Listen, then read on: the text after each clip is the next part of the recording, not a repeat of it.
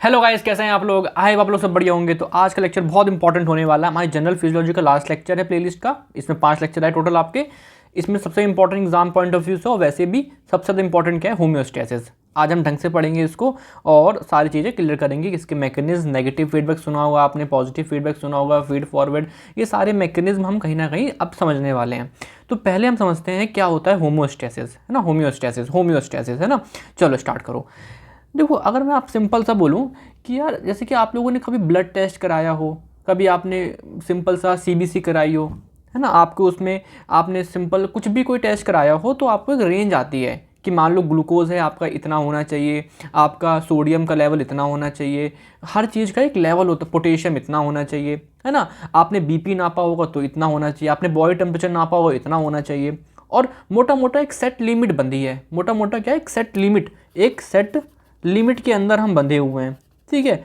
तो वो set limit हमारी मेंटेन रहे, वो ज़्यादा ना हो जाए। सपोज करो किसी ने खाना खाया, हमारी बॉडी के अंदर ग्लूकोज स्पाइक करा, बट वो कम किसने कर दिया, इंसुलिन ने कम कर दिया, ठीक है। ये सब क्यों हो रहा है? जिससे कि हमारी बॉडी को जो इंटरनल इन्वायरमेंट है वो कैसा रहे, कांस्टेंट रहे। और ये सब करने के लिए हमें मेंटेनेंस जो भी हमारी बॉडी करती है उसको हम बोलते हैं होम्योस्टेसिस। तो homeostasis nothing is refer to the maintenance of the constant internal environment. हमारे जो सेल्स रह रहे हैं, मान लो एक सेल्स हैं आपके आपके सेल्स हैं, ये सेल्स हैं। सेल्स के जो बाहर इन्वायरमेंट है वो कांस्टेंट रहे।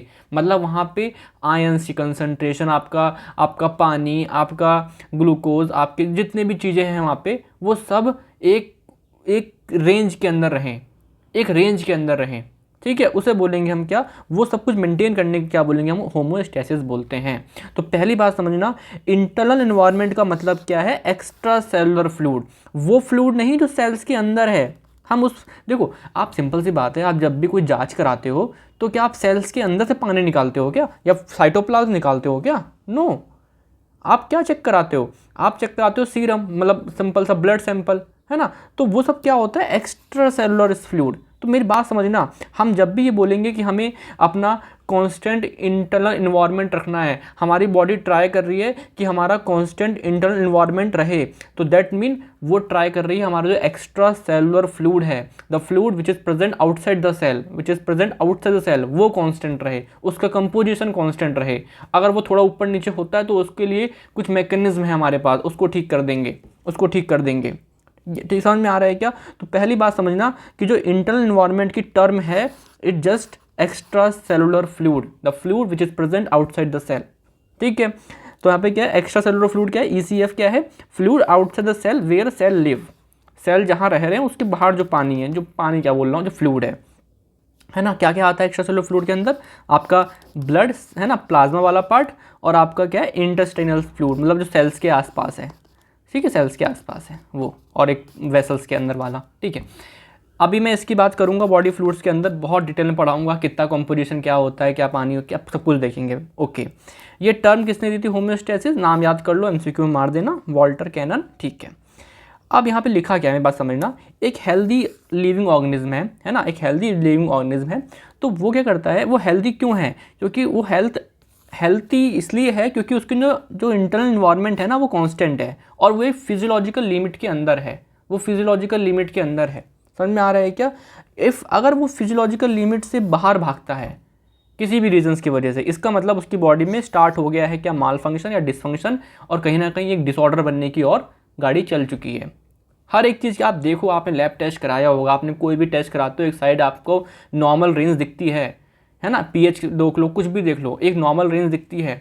वो नॉर्मल रेंज तक है तो ठीक है, एक इंसान हेल्दी है, लेकिन वो फिजियोलॉजिकल लिमिट अगर ब्रेक कर रही है, दैट मीन्स कोई ना कोई क्या है, डिसफंक्शन है बॉडी में, ओके। जैसे कि आप सपोज करो, एग्जांपल करो, अगर बॉडी में ग्लूकोज का मात्रा बहुत बढ़ रहा है ना, 200 से ऊपर हो गया, तो कहीं ना कहीं आपका डायबिटीज़ बोलेंगे हम उसको, क्यों? क्योंकि फिजियोलॉजिकल लिमिट से ज़्यादा हो गया, ओके, है ना। चलो अब आ जाओ, अब मैंने बोला कि होम्योस्टेसिस क्या होता है, हमारी बॉडी के अंदर जो हम मेंटेन करते हैं अपना इंटरनल इन्वायरमेंट, कि हमारा सेम रहे इंटरनल इन्वायरमेंट, ठीक है। अब आप एक चीज़ और बता ही देता हूँ, थोड़ी कहानी, है ना। आप ऐसा क्यों चाहते हो, हमारी बॉडी ऐसा क्यों चाहती है बार बार इंटरनल इन्वायरमेंट्स कांस्टेंट रहे? बिकॉज जो हमारे सेल्स हैं, हमारी जो पूरी बॉडी का जो पूरा सेल्स हैं, हमारा जो पूरा मशीनरी है, वो उसी कंपोजिशन के लिए बनी है, काम करने के लिए। जैसे कि हम लोग, अगर हमें टेम्परेचर मिलेगा 25 डिग्री सेंटीग्रेड रूम टेम्परेचर, तो हमारी एफिशिएंसी बहुत अच्छी आती है, हम बहुत अच्छा काम करते हैं। ज़्यादा ठंडी हो जाएगी तो हम बेकार हो जाते हैं, ज़्यादा गर्मी हो जाएगी तो हम बेकार हो जाते हैं, उतना अच्छा काम नहीं कर पाते हैं। तो ऐसे हमारी बॉडी के भी सिस्टम है कि हमारा इवोल्यूशन के टाइम पे एक सेट ऑफ लिमिट्स हैं, एक सेट ऑफ रेंज है, उसमें रहेगा तो हमारे बॉडी के सब कोई ढंग से काम करेगा।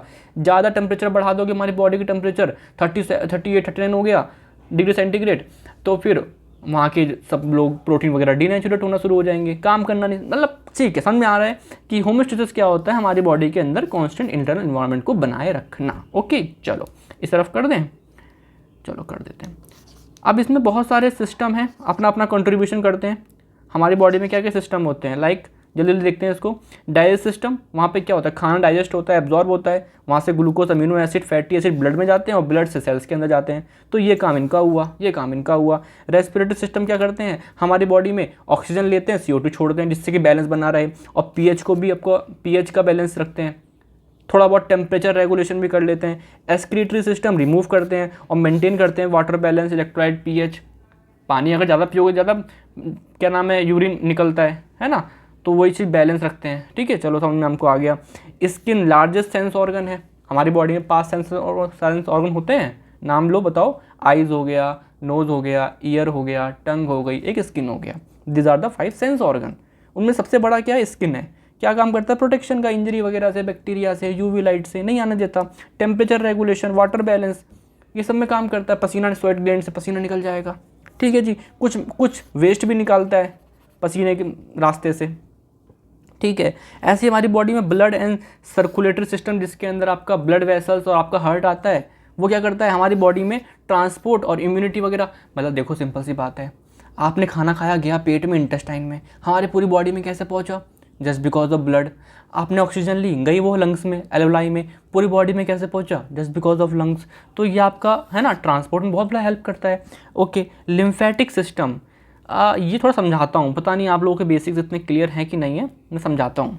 जैसे क्या होता है कि जहाँ जहाँ पे ना, ये मान लो आर्टरी है ना, और यहाँ पे मान लो टिश्यू है, यहाँ मान लो टिश्यू है, ठीक है, और जहाँ जहाँ पे मान लो एक्सचेंज होता है, वहाँ बनती है कैपिलरी। तो पतले पतली पतली पतली क्या बन गई, कैपिलरी। कैपिलरी वापस से मिलती तो क्या बन जाता है, वीन्स। ठीक है, तो यहाँ पे मान लो ब्लड आ रहा था, तो जहाँ कैपिलरी बनती है ना, कैपिलरी में छोटे छोटे छोटे छोटे क्या होते हैं, पोर्स होते हैं, पोर्स होते हैं। वहाँ से ब्लड लीक कर जाता है, वहाँ से ब्लड लीक कर जाता है, लीक कर जाता है, लीक कर जाता है।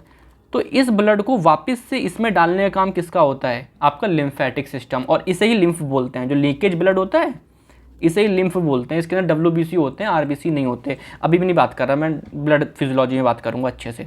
बट ड्रेनेज की जो ब्लड लीक हो रहा है कैपिलरी की साइड पे, जहाँ पे टिश्यू है, यहाँ पे एक्सचेंज हो रहा है, वो ब्लड वापस से डालना यहाँ पे, है ना, ड्रेनेज। और मेनली इनके अंदर WBC होते हैं, है ना, तो ये इम्यूनिटी में काम भी करते हैं।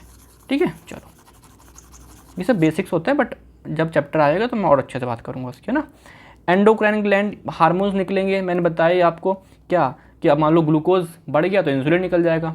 ठीक है, तो वो सब एंडोक्राइन ग्लैंड हो गया। आपका स्केलेटन सिस्टम हम लोगों को मूव करा रही है, ऑब्वियसली बात है, आपको खाने की तलाश में जाना है, कुछ खाना है, सब कुछ कराना है, ये करा रहा है स्केलेटन मसल्स, प्रोटेक्शन भी दे रहा है।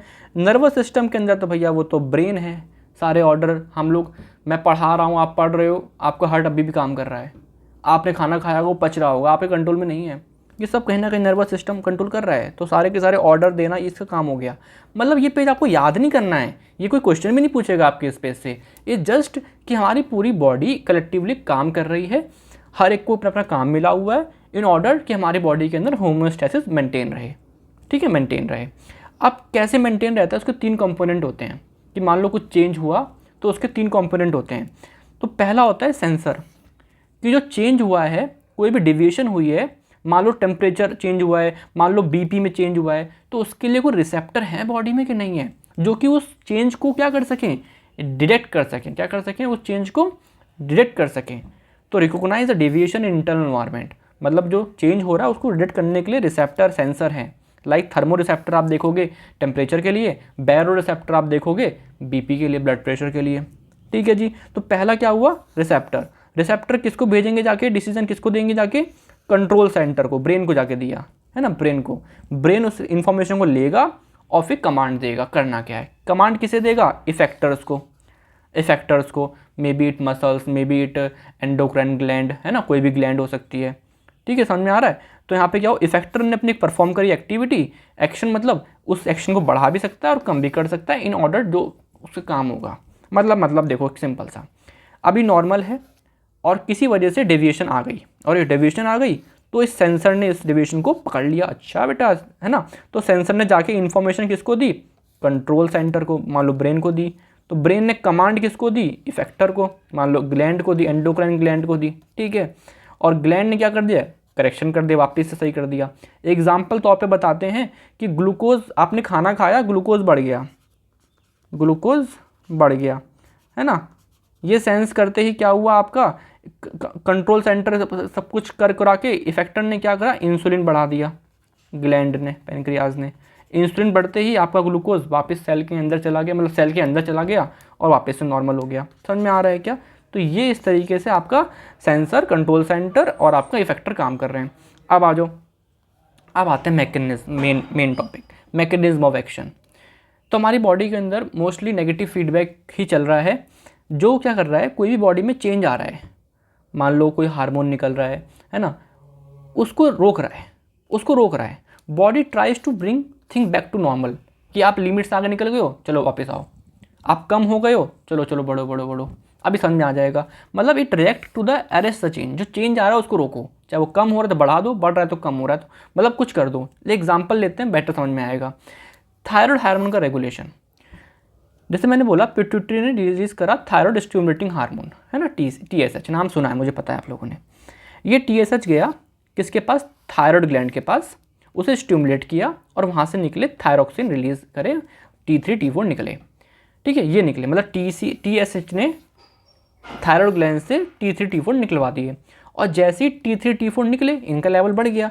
तो अब क्या होगा, ये T3 T4 जाके इन्हें रोक देंगे कि भैया अब बढ़ गए हैं हम, अब रुक जाओ। चलो एक बार यहाँ देखो, यहाँ पे मान लिया नॉर्मल क्या है, नॉर्मल लेवल ऑफ थायरोक्सिन है, किसी वजह से थायरोक्सिन बढ़ गया, है ना, थायरोक्सिन बढ़ गया, किसकी वजह से बढ़ा है, मान लो TSH काम कर रहा है ना, TSH काम कर रहा है।